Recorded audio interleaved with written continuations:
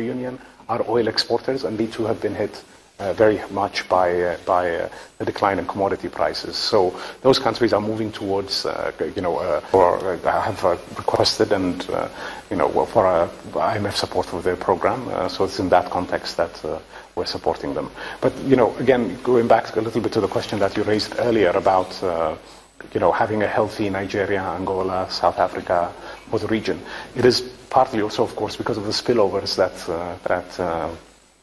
these countries have on the rest of the region, right? I mean, without these three large economies doing well, the neighbors, but even the broader region cannot do well, and there can be adverse spillovers. So this, again, is another reason why getting growth going back again here in these countries is going to be important.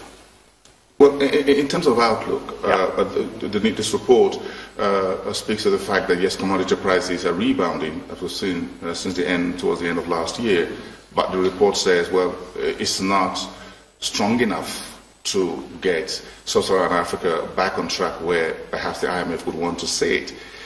So where does that leave the SSA if the commodities rebound is not good enough? What should they do beyond oil, or beyond commodity prices? Okay, so a couple of things here.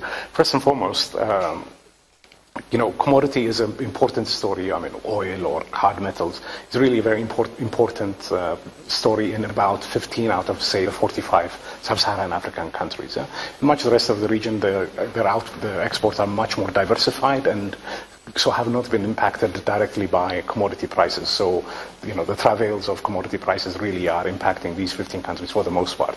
The other countries it tends to affect more negatively because when commodity prices are high, those are affected negatively. So, Sub-Saharan Africa is not a commodity story. The whole of Sub-Saharan Africa is not a commodity story. That's the first point. Second, even in the commodity exporting countries, the whole point is to avoid being so reliant on commodity prices, right? So the idea is to have more diversified economies. So even if it were the case that commodity prices were to recover, you definitely don't want to be focusing economic policies in that direction or relying that excessively. In any event, commodity prices going forward are not expected to recover. All projections show basically, for example, oil prices staying at their current levels in the $50 range going forward. So it's not something which can be seen as a driver of these economies or something that will give breathing space to do more reforms going forward. So really, I think, we all have to work on the basis that, going forward, if commodity prices that rise, that's well and good, but really we have to assume very prudent and conservative price levels going forward and do reforms accordingly. In terms of growth generally across the region, to wrap up this conversation, what are the figures you're looking at in the medium to long term? Of course, the short-term projections are out, 2017, 2018, but if we move in around a 4-year, 5-year period, what's the outlook from the IMF? Okay, so, much will depend really on the steps, the policies that are taken in this period now. That's what's going to be laying the basis for growth recovering to the 5-6% range that the region has. We are projecting, growth, as I said, last year was only 1.5%. It's coming up to around 2.5% and going up to just over 3% next year. And really, depending on whether countries, address the challenges that they're facing on the macro area, particularly in countries like Nigeria, we see, we're expecting that the, AIGP will be implemented to the fullest extent, laying the basis for stronger growth. So we should, over the medium term, see a recovery in growth. Certainly, as I started out saying, this is a region of tremendous potential, and there's no reason why the region shouldn't. Most countries in the region should be growing at 5-6% or more. The key really is to find out in each case what the binding constraint, what is preventing growth being of that order, and addressing it. And as I said, in the commodity exporters, we see that macro policy environment not being appropriate, being one of the important binding constraints. Addressing that will be key for the recovery in growth that we need. That's the head of the Africa IMF Department, Abebe Emro Selassie, speaking with the business news editor of Channels TV, Bosun Omofaye, in Abuja.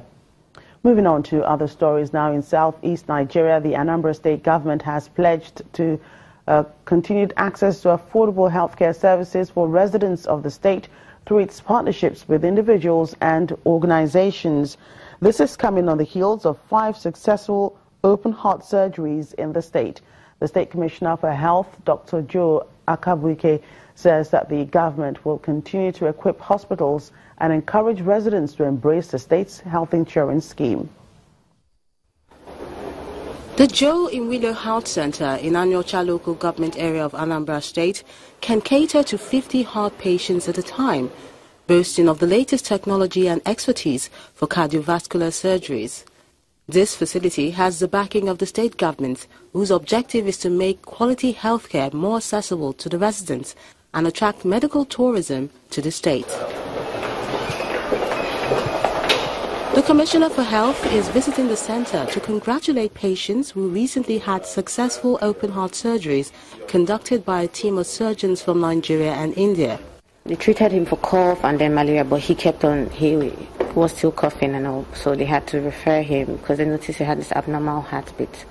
And so they had to refer him to Lagos State Teaching Hospital, to a cardiologist there, and where they diagnosed the heart issue. Something I was able to handle solely, but then with family and Anambra State government, it was possible. So I thank Anambra State government for making this possible. I thank the Anambra State government for going around to help people and give them succor in situations like this. If we are to charge based on what we have, and then people coming from outside, and you know what is with me. But the government has actually thought it wise, and that's why we now have Anambra State Universal Health Insurance Scheme. So the government in its law has the intention of pulling some resources to place institutions like this, to assist them, to carry out this service, and also to give direct assistance to patients without the cost of money.